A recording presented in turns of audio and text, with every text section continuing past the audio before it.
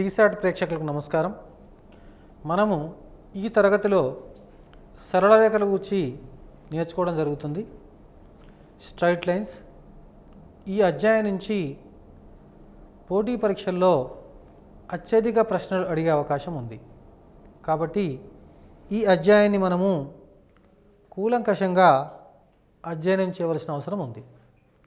కాబట్టి మొట్టమొదట అసలు సరళ రేఖలు అంటే ఏమిటి, ఆ సరళ రేఖ యొక్క రకాలు ఏమిటి, దాని యొక్క విభిన్న రూపాల గురించి మనము తెలుసుకుంటాం. మొట్టమొదట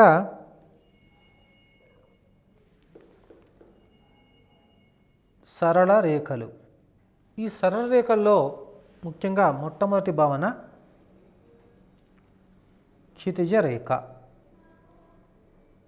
క్షితిజ రేఖ అంటే హారిజంటల్ లైన్. అంటే ఏమిటి ఒకసారి పరిశీలిద్దాం. ఇప్పుడు నిరూపకాక్షాలు తీసుకొని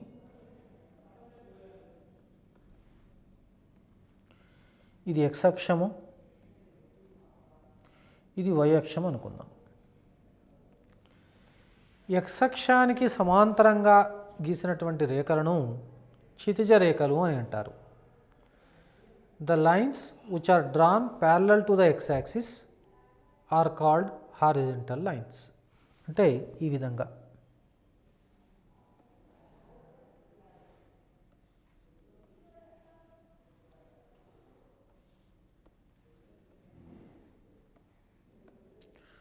ఉదాహరణకు దీన్ని ఎల్, ఎం, పిక్యూ అనుకున్నాం అనుకోండి.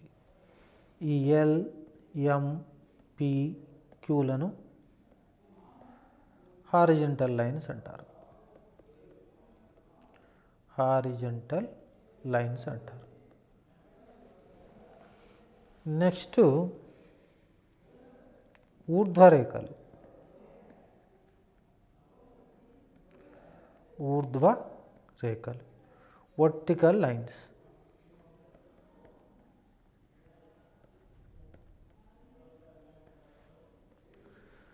ఇప్పుడు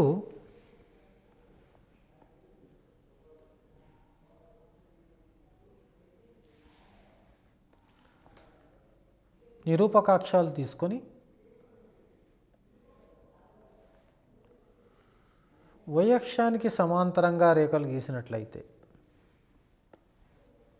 ఈ రేఖలను ఊర్ధ్వరేఖలు అంటారు. అంటే మీరు ఇప్పుడు గమనించి ఉంటారు, క్షితిజ రేఖలకు ఊర్ధ్వరేఖలకు తేడా. క్షితిజ రేఖలేమో x అక్షంతో సమాంతరంగా ఉంటాయి, ఊర్ధ్వరేఖలు y అక్షంతో సమాంతరంగా ఉంటాయి. ఇప్పుడు మనము మరొక కాన్సెప్ట్ నేర్చుకుందాం. అదేమిటంటే వాలుతనము. వాలుతనము దాన్నే ఇన్క్లైనేషన్ అంటారు. Inclination of a line. ఈ భావన గురించి నేర్చుకుందాం.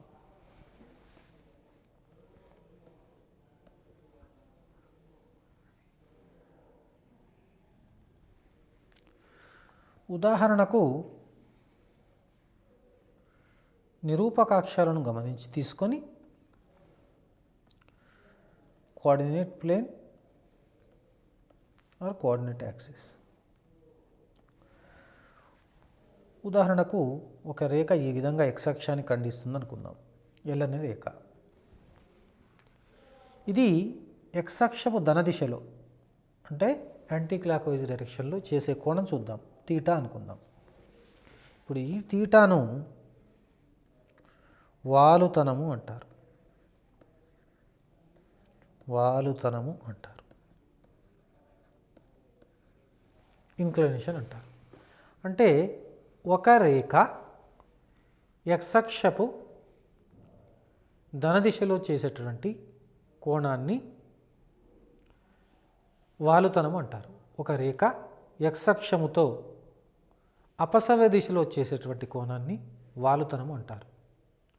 The angle made by a line with x-axis in anti-clockwise direction is called inclination. It is denoted by theta. అంటే ఇప్పుడు మనము ఈ తీటా కనుక 0 అయింది అనుకుందాం, అప్పుడు దీన్ని హారిజంటల్ లైన్ అంటారండి. తీటా 90 అయింది అనుకుందాం, దాన్ని వర్టికల్ లైన్. అంటే తీటా ఈజ్ ఈక్వల్ 0 అయితే క్షితిజ రేఖ, తీటా ఈజ్ ఈక్వల్ 90 అయితే ఊర్ధ్వరేఖ.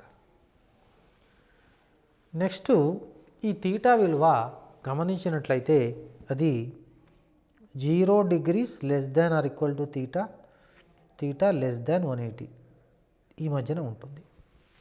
అంటే ఒక ప్రశ్న మనకు ఎగ్జామ్లో రావచ్చు. ఎలా రావచ్చు?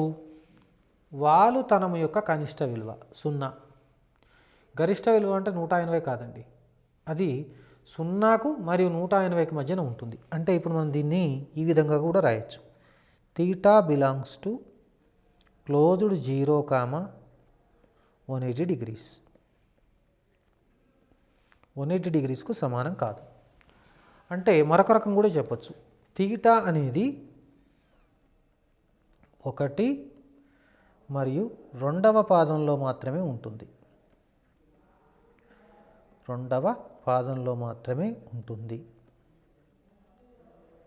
Theta lies in first and second quadrant only. ఇప్పుడు మనము మరికొన్ని గురించి చర్చించుకుందాం. ఎలా అంటే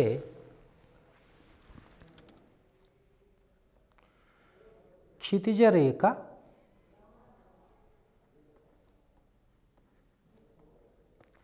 వాలుతనము.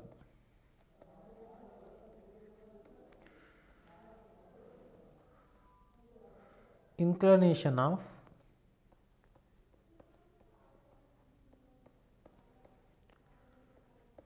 a horizontal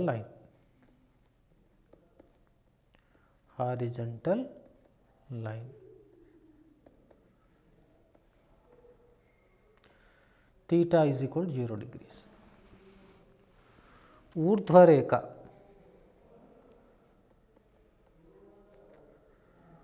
ఊర్ధ్వరేఖ వాలుతనము. inclination of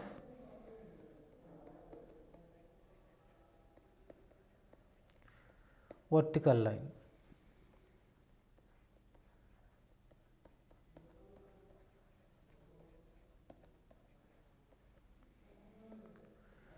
Theta is equal to 90 degrees. ఇప్పుడు మనము వాలు గురించి చర్చించుకుందాం. దీన్ని స్లోప్ అంటారు ఆర్ గ్రేడియంట్.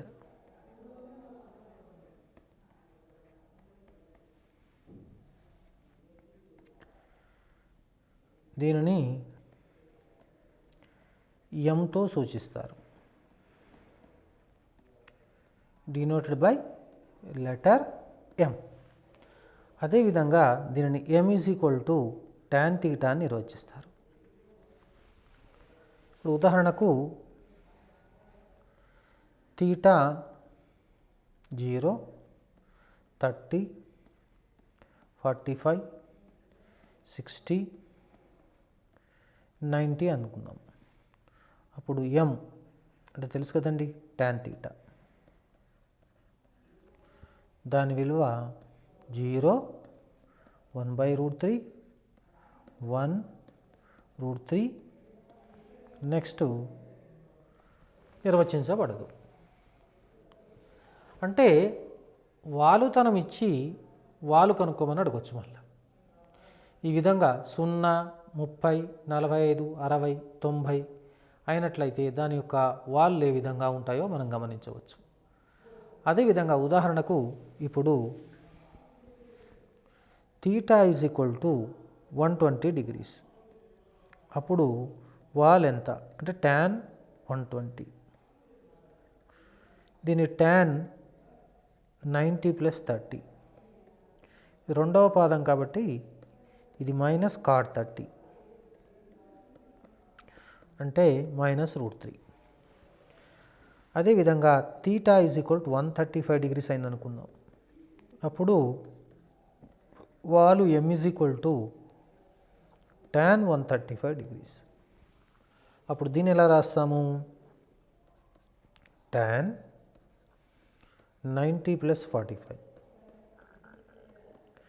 అంటే -cot 45. ఇది -1. సో ఇవి గుర్తుపెట్టుకోవాలండి. సో ఈ విధంగా కనుక్కోవచ్చు వాళ్ళు మనం. ఇప్పుడు ఇక క్షితిజ రేఖ యొక్క వాలు ఎంత చూద్దాం. m is equal to tan 0 0. ఊర్ధ్వరేఖ యొక్క వాలు ఎంత? నిర్వచించబడదు.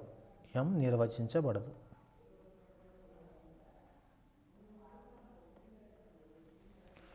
ఇప్పుడు క్షితిజ రేఖ యొక్క వాల్తనము తీటా 0 కాబట్టి వాలు 0 అయింది. 90 కాబట్టి tan 90 నిర్వచించబడదు కాబట్టి m నిర్వచించబడదు. అంటే క్షితిజ రేఖ యొక్క వాలు 0, ఊర్ధ్వరేఖ యొక్క వాలు నిర్వచించబడదు. అది మీరు గమనించండి. ఇప్పుడు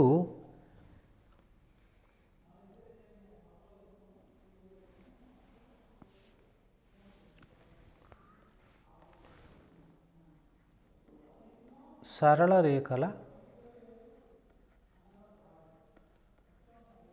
రూపములు.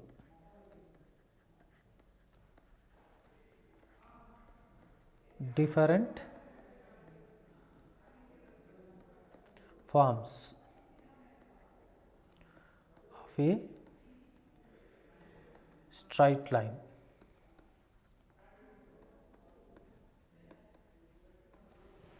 ఇప్పుడు మనము మొదట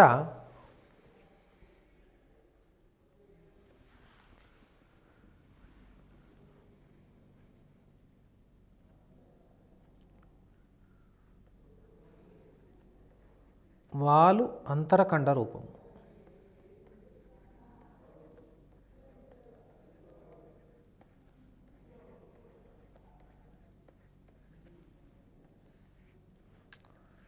slope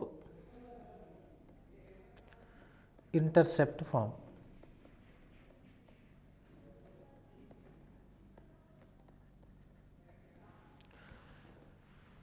y is equal to mx + c. ఇక్కడ m వాలు, c y అంతరఖండం.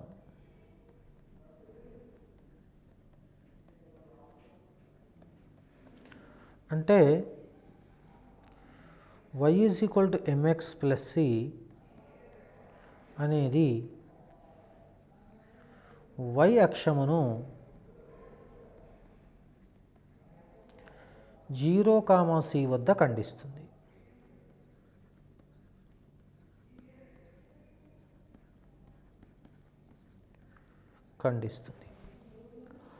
ఉదాహరణకు c ఈజ్ ఈక్వల్ టు 0 అయితే y is equal to mx అనే రేఖ మూల బిందువు గుండా పోతుంది.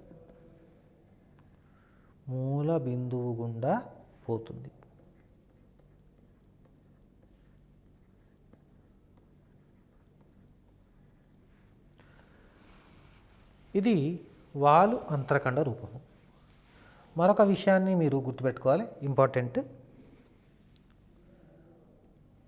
x అంతరఖండము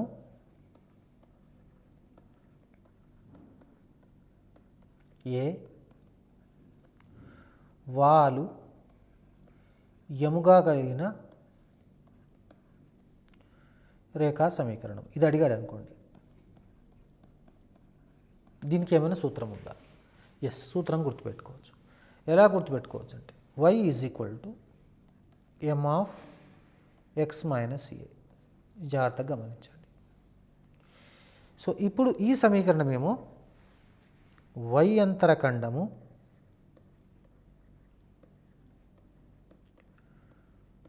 c, వాలు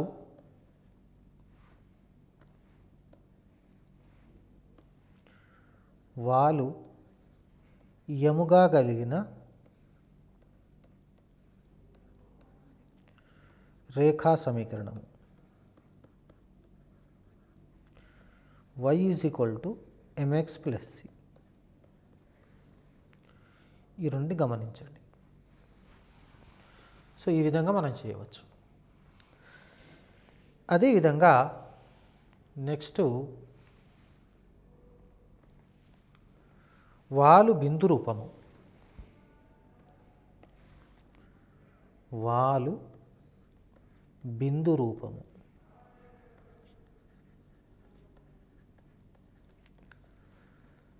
slope point form.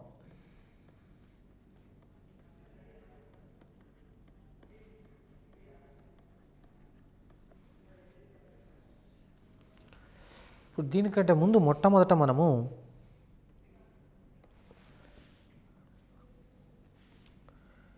x1, y1, x2, y2 బిందువులు కలిపేటి రేఖ యొక్క వాలు ఏ విధంగా కనుక్కోవాలి చూద్దాం. వాలు m is equal to y2 minus y1 by x2 minus x1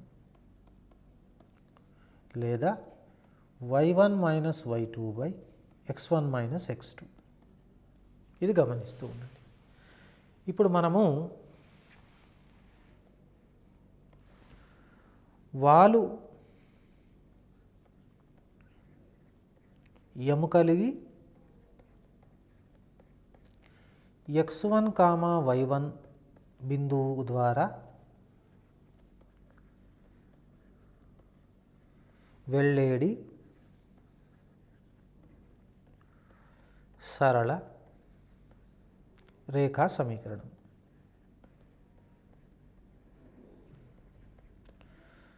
The equation of the line passing through x1, y1 having slope m. The equation of a line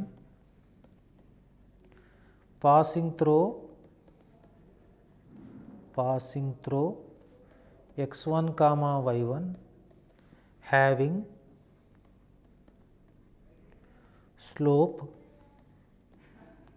m. So let us find out.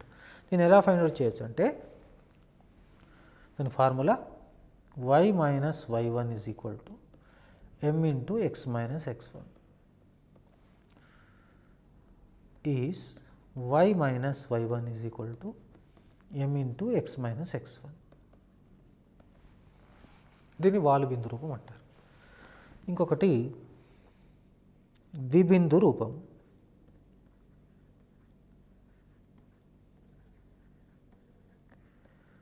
Two point form.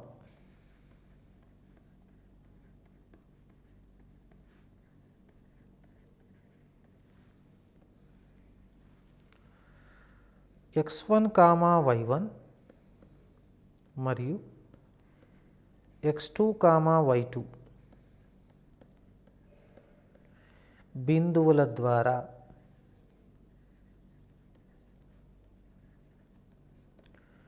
వెళ్ళేడి సరళ రేఖా సమీకరణం.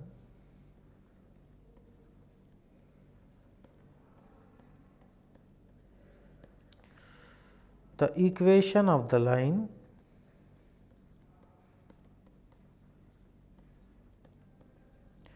passing through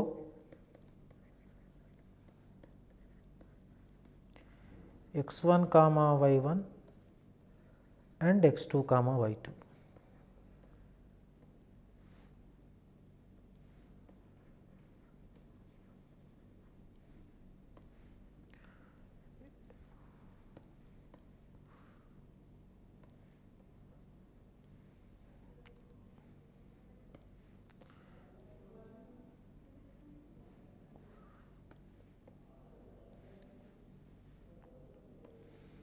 The equation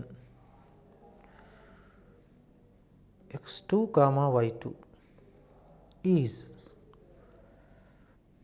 x minus x1 by x2 minus x1 is equal to y minus y1 by y2 minus y1,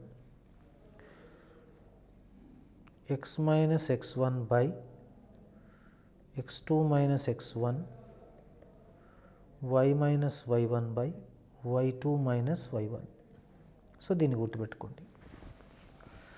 so ఇది 2.5. So అదేవిధంగా next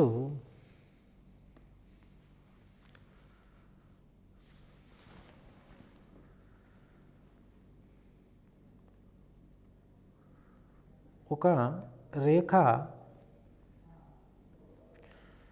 x అక్షాన్ని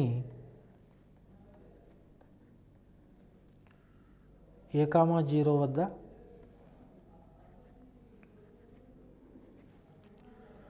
y అక్షాన్ని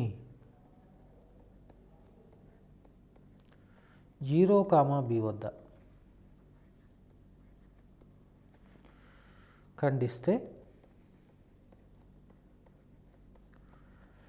ఏని x అంతరఖండము అంటారు. x అంతరఖండము. బిని y అంతరఖండము అంటారు.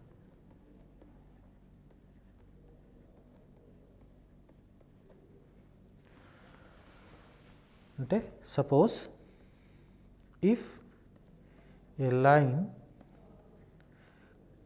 Cuts x axis at a,0, y axis at 0,b, then A is called the x-intercept, whereas B is called the y-intercept.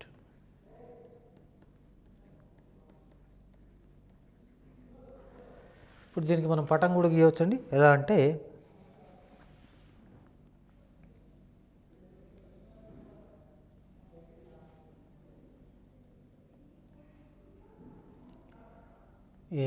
a,0, b 0,b, ఇది O. దీన్ని x అంతరఖండము A, దీన్ని y అంతరఖండము B.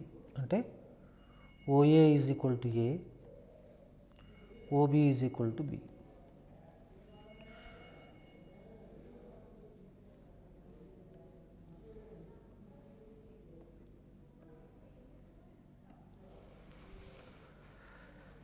దీని యొక్క రూపం ఎట్లా ఉంటుంది? Equation x by a plus y by b is equal to 1. దీన్నే అంతరఖండ రూపము అంటారు.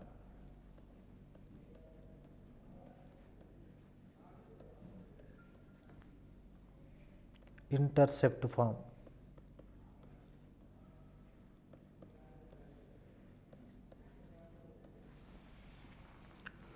దీని ద్వారా మనకు ప్రశ్న అడగడానికి అవకాశం ఉంది. ఈ x by a plus y by b is equal to అనే రేఖ నిరూపకాక్షాలతో ఏర్పరిచే త్రిభుజ వైశాల్యం ఎంత? ఈ వైశాల్యం అడగవచ్చు. చాలా సింపుల్ అండి. Delta is equal to half base into height. అంటే హాఫ్, ఇక్కడ బేస్ ఏ, హైట్ బి. సో దీన్ని హాఫ్ మాడ్ ఏబి. ఎందుకంటే వైశాల్యం ఎల్లప్పుడూ ధనాత్మకంగా ఉండాలి కాబట్టి.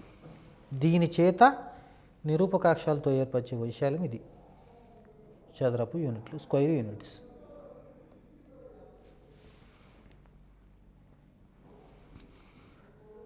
మరొక రూపాన్ని చూద్దాం.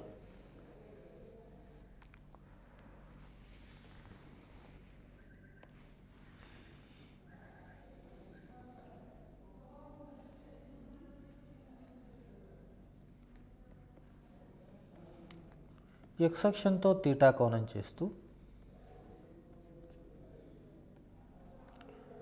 x1, y1 ద్వారా వెళ్ళే సమీకరణం. దాన్ని మనము x minus x1 by cos theta y minus y1 by sin theta అని రాయవచ్చు. దీనిని పారామెట్రిక్ ఫామ్ అంటారు. పారామెట్రిక్ ఫామ్, పరామితీయ రూపము.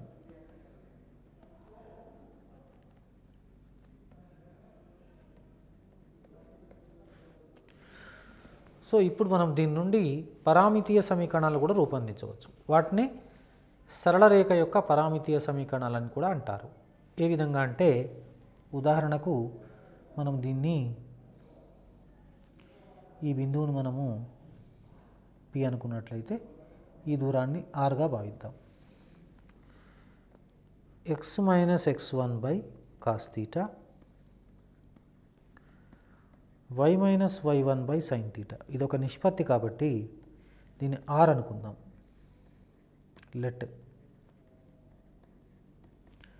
ఇక్కడ r అనేది under root of x minus x1, అంటే దీనిపైన అక్కడే ఉండాలని లేదండి P.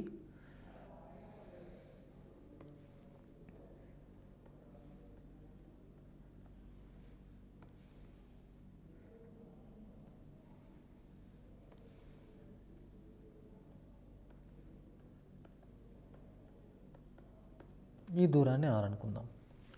అంటే P బిందువు నుండి 6 యూనిట్ల దూరంలో ఉండే బిందువు నిరూపకాలు కావాలనుకోండి.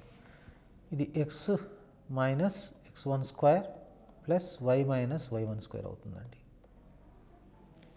సో దీని నుంచి మనం ఏం రాయొచ్చు? x minus x1 is equal to r cos theta, y minus y1 is equal to r sine theta. అంటే x is equal to x1 plus r cos theta, y is equal to y1 plus r sine theta. వీటిని parametric equations అంటారు. Parametric equations of a line, పరామితీయ సమీకరణములు. దీన్నే సౌష్టవ రూపం అని కూడా అంటారు. సౌష్టవ రూపము, సిమెట్రిక్ ఫామ్ అని కూడా అంటారు. ఇప్పుడు సాధారణ రూపము.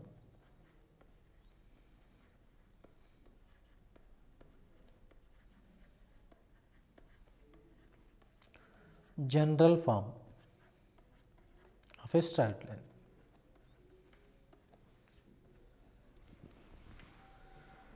ఇప్పుడు ax plus by plus c is equal to 0.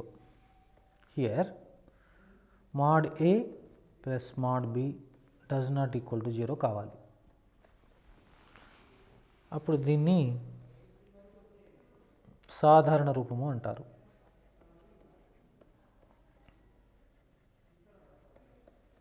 General form.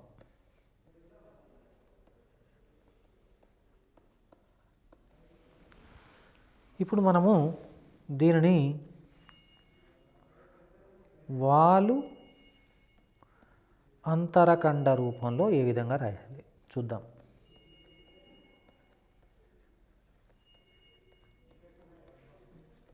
వ్రాయుట.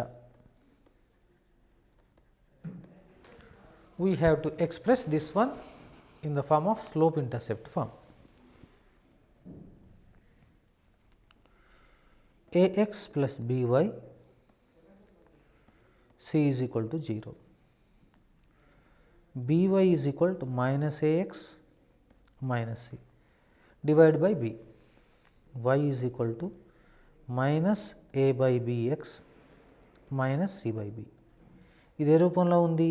y is equal to mx plus c రూపంలో ఉంది. మీరేం గమనించారు? ఇక్కడ మనకు రెండు అంశాలు వస్తాయండి.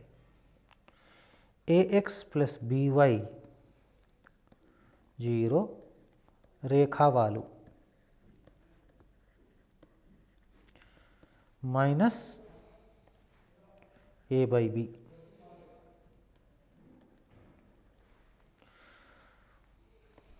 The slope of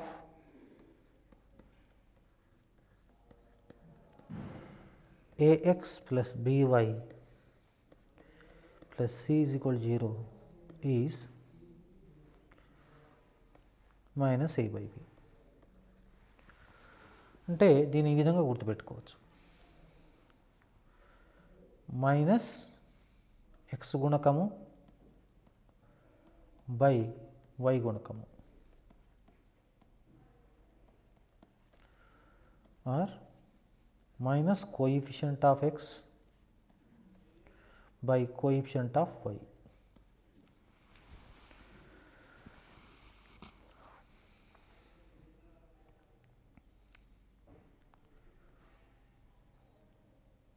అదే విధంగా ఇప్పుడు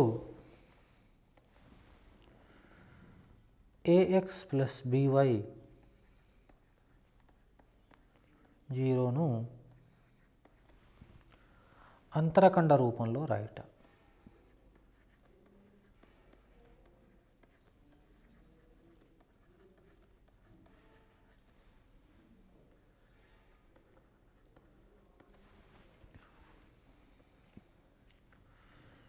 ax plus by is equal to minus c, సితో డివైడ్ చేస్తే ax by minus c by by minus c is equal to 1, x by minus c by a y by minus c by b is equal to 1. ఇది intercept form. అయితే ఒక ప్రశ్న మనం పరిశీలిద్దాం. దీని x అంతరఖండము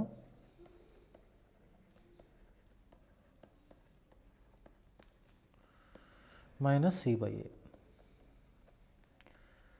y అంతరఖండము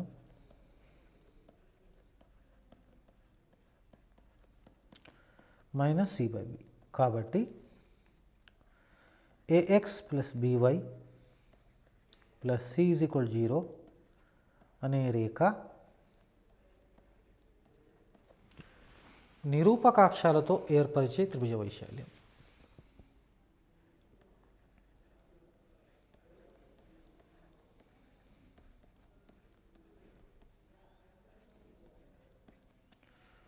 ఏర్పరిచే త్రిభుజ వైశాల్యం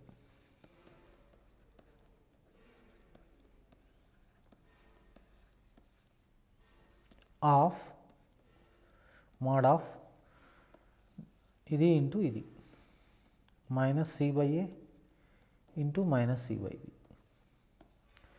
దీన్ని మనము సి స్క్వేర్ బై 2 mod ఏబిగా గుర్తుపెట్టుకోవచ్చు చదరపు యూనిట్లు. అంటే the area formed by ax plus by plus c is equal to 0 with the coordinate axis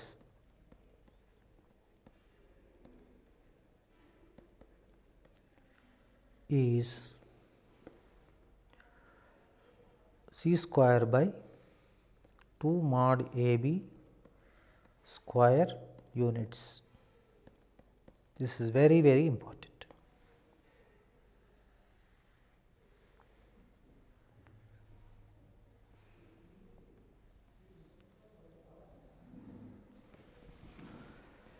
ఇప్పుడు మనము మరొక రూపాన్ని చూద్దాం.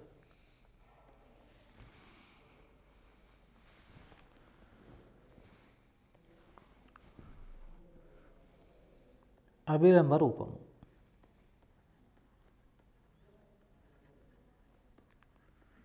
దీన్ని నార్మల్ ఫామ్ అంటారండి.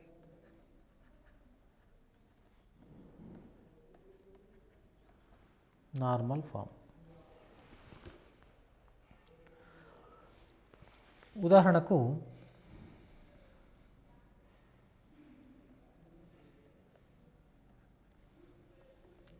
ఇది x అక్షము, ఇది y అక్షము. ఈ రేఖ ఈ విధంగా ఉంది, సరళ రేఖ. ఎలా అనుకుందాం, ఇది O, ఇది A, ఇది B. O నుండి లంబాన్ని గీద్దాము. ఇది D, ఇది ఆల్ఫా కోణం చేస్తుంది అనుకుందాం. ఇది P యూనిట్లు. అప్పుడు L రేఖా సమీకరణము x cos alpha plus y sin alpha is equal to P అవుతుంది. ఇప్పుడు P అనేది మూల బిందువు నుండి సరళ రేఖకు గల లంబ దూరము.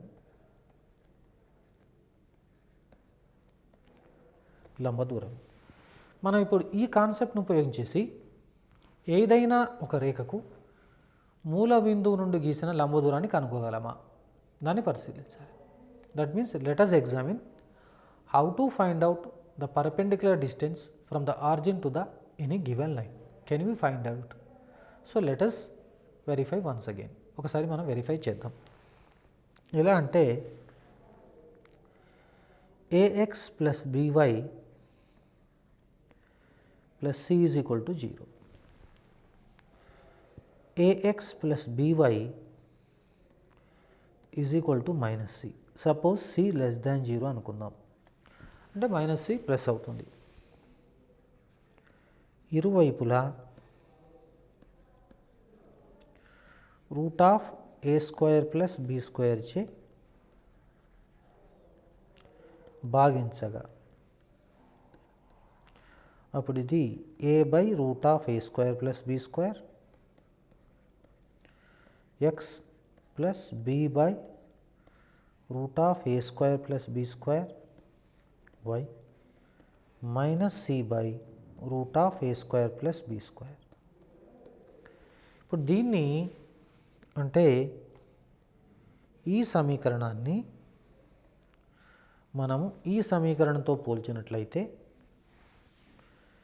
Cos alpha is equal to a by root of a square plus b square అవుతుంది. Sign alpha is equal to b by root of a square plus b square. అదేవిధంగా ఈ p విలువ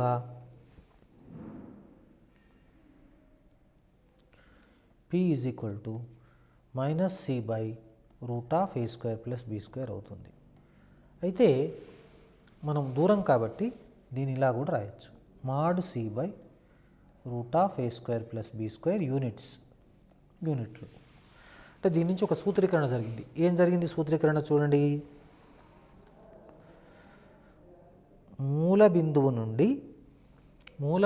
నుండి ax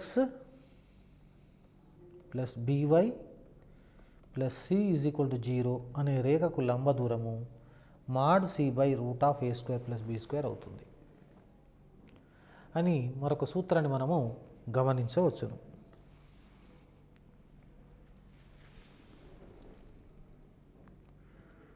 మూల బిందువు నుండి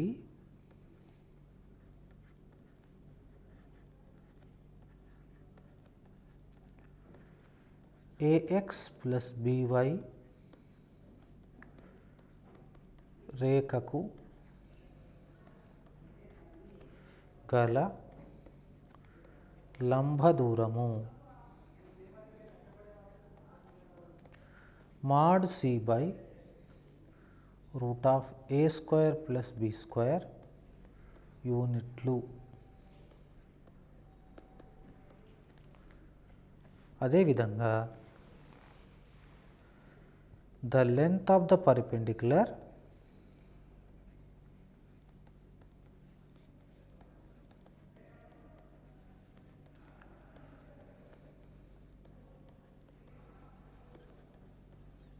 from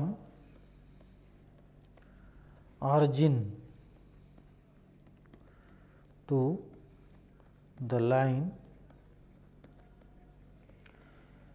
ax plus by 0 is mod c by root of a square plus b square units. This is very important formula we have to remember.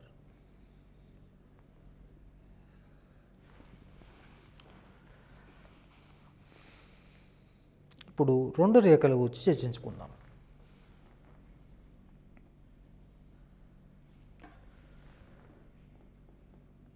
ఒక రేఖను a1x plus b1y plus c1 is equal to 0, ఇది 1.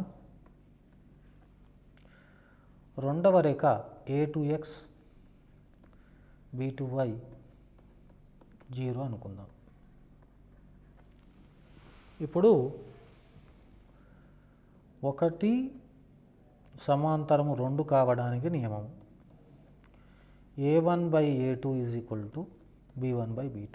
గమనించండి, ఒకటి లంబం 2 కావడానికి నియమం a1 a2 plus b1 b2 is equal to 0. ఇవి మీరు జాగ్రత్తగా గుర్తుపెట్టుకోండి, వీటిపైన మనకు సమస్యలు ఉంటాయి. అదేవిధంగా ఇప్పుడు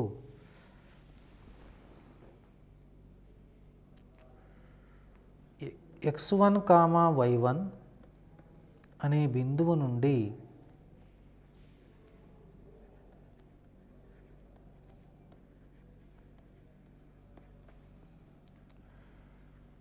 ax ప్లస్ by అనే రేఖకు గల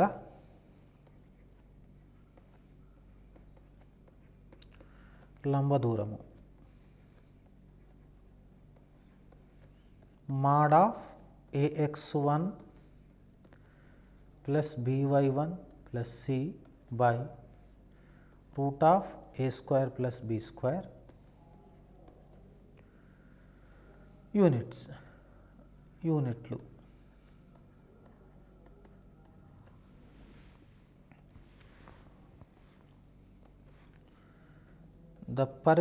The length of the perpendicular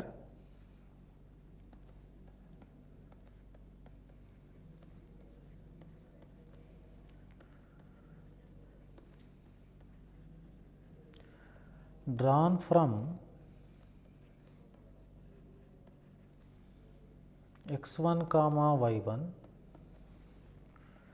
to the line ax plus by plus c is equal to 0 is mod of ax1 plus by1 plus c by root of a square plus b square. So ఈ సూత్రాలు మీరు జాగ్రత్తగా గుర్తుపెట్టుకోవాలి. ఇప్పుడు మరొక విషయాన్ని గుర్తుపెట్టుకుందాం. ఎలా అంటే ax plus by plus c is equal to 0 అనే రేఖకు సమాంతరంగా ఉండే రేఖా సమీకరణం.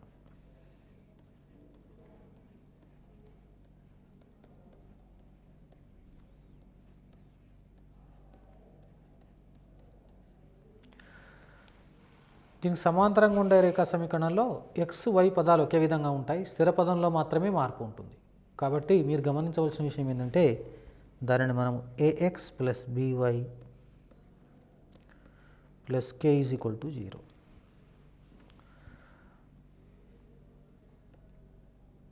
The equation of the line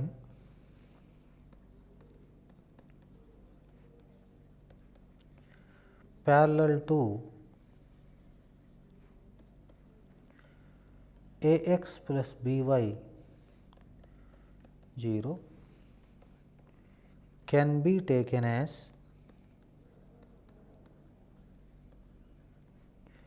ax plus by plus k is equal to 0. Just they are differ by the constant only. Next అదేవిధంగా ఇప్పుడు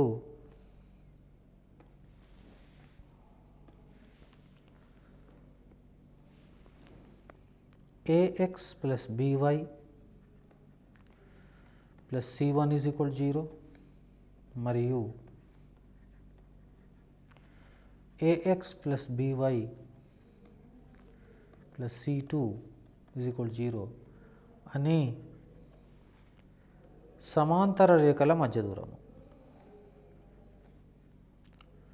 సమాంతర రేఖల మధ్య దూరము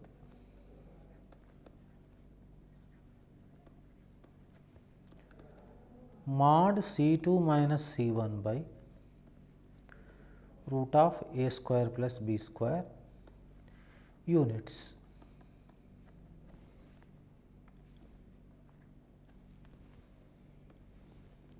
యూనిట్లు. The distance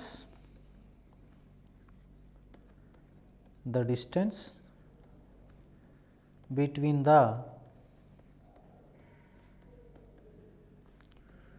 two parallel lines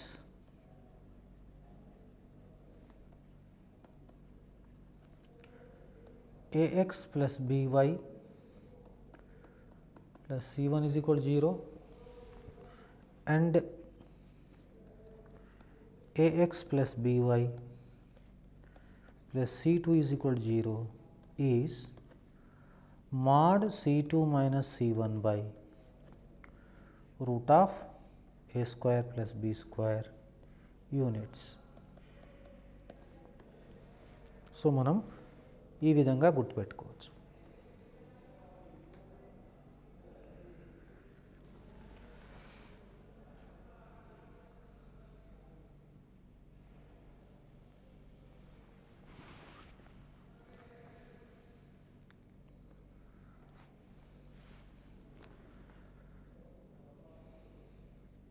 p x1 comma y1 నుండి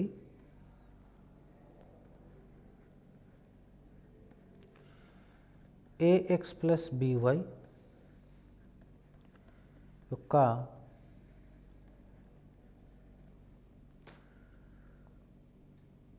లంబ పాదము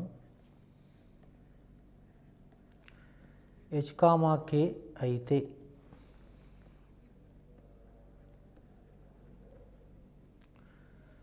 h minus x1 by a is equal to k minus y1 by b is equal to minus of ax1 plus by1 plus c by a square plus b square. ఇది లంబ పాదం కనుక్కోవడానికి చాలా important సూత్రం అండి.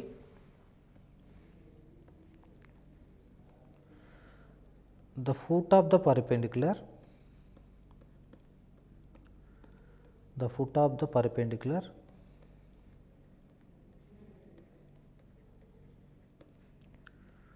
the foot of the perpendicular drawn from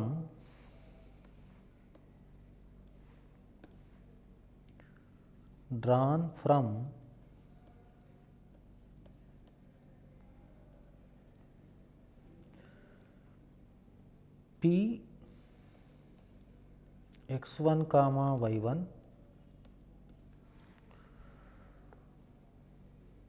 on ax plus by plus c is equal to 0 is h comma k.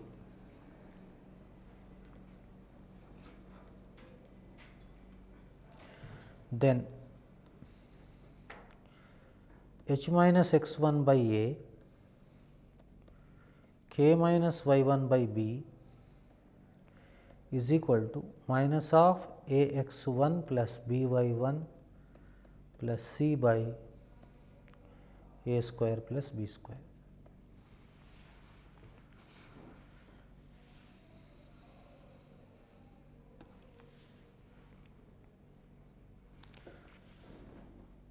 ఇది ఒక రేఖ. ఈ రేఖా సమీకరణము ax plus by plus c = 0 అనుకుందాం. ఈ రేఖ దృష్ట్యా px1, y1 యొక్క ప్రతిబింబం reflection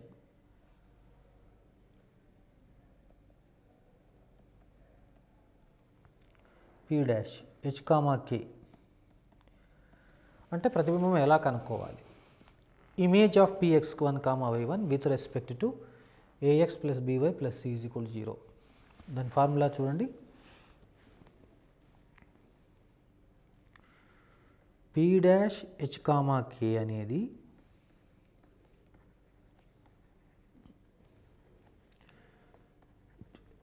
ax plus by plus c = 0 అనే రేఖ దృష్ట్యా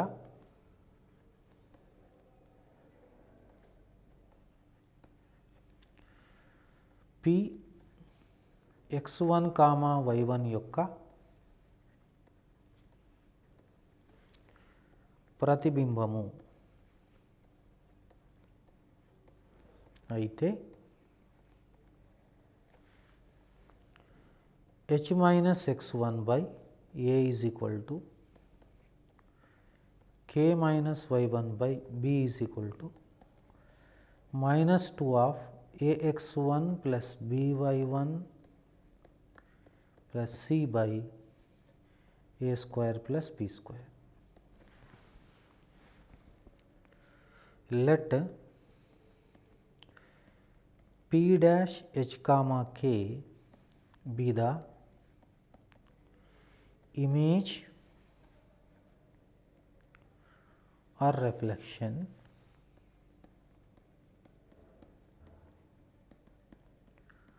of px1, y1 with respect to ax plus by plus c is equal to 0, then h minus x1 by a is equal to k minus y1 by b is equal to minus 2 times ax1 plus by1 plus c upon or by a square plus b square. So దీని సహాయంతో మనం image అవి కనుక్కోవడానికి అవకాశం ఉంది. So ఈ విధంగా మనం ఏంటంటే లంబ పాదం కానీ ప్రతిబింబాన్ని కానీ ఈ సూత్రం ద్వారా కనుక్కోవచ్చు. ఇంకా మనకు సరళ రేఖల్లో మరికొన్ని భావనలు నేర్చుకోవాల్సిన అవసరం ఉంది కాబట్టి వాటిని కూడా దృష్టి పెట్టుకోవాలి. ఇక వచ్చే కార్యక్రమంలో మనము వాటి గురించి విపులంగా చాలా కూలంకషంగా చర్చించడం జరుగుతుంది. కాబట్టి మీరందరూ కూడా ఇంతవరకు మనం నేర్చుకున్నటువంటి అంశాలను మరొకసారి మీరు పునశ్చరణ చేసుకోండి. మన యూట్యూబ్ ఛానల్ ద్వారా కూడా వీక్షించండి. మీకు ఏమైనా అనుమానాలు ఉన్నట్లయితే కామెంట్ బాక్స్లో మీరు కామెంట్ చేయవచ్చు. అదేవిధంగా వచ్చే తరగతిలో సరళ రేఖలకు సంబంధించినటువంటి అంటే స్ట్రైట్ లైన్కి సంబంధించినటువంటి మరికొన్ని భావనలు నేర్చుకొని వాటికి సంబంధించినటువంటి ముఖ్యమైన సమస్యలను మనము చేయడానికి ప్రయత్నం చేద్దాం. ఎందుకంటే ఈ చాప్టర్ చాలా ఇంపార్టెంట్ చాప్టర్. ప్రతి పోటీ పరీక్షలు కూడా 5 నుంచి 6 ప్రశ్నలు వచ్చే అవకాశం ఉంది. కాబట్టి ఈ చాప్టర్ను చాలా కూలంకషంగా చాలా బాగా అర్థం చేసుకోవాల్సిన అవసరం ఉంది. కాబట్టి దాన్ని దృష్టిలో పెట్టుకొని మనం తదుపరి కార్యక్రమంలో మరికొన్ని చాలా అతి ముఖ్యమైనటువంటి సమస్యలు చేయడానికి ప్రయత్నం చేద్దాం. సో అంతవరకు సెలవు.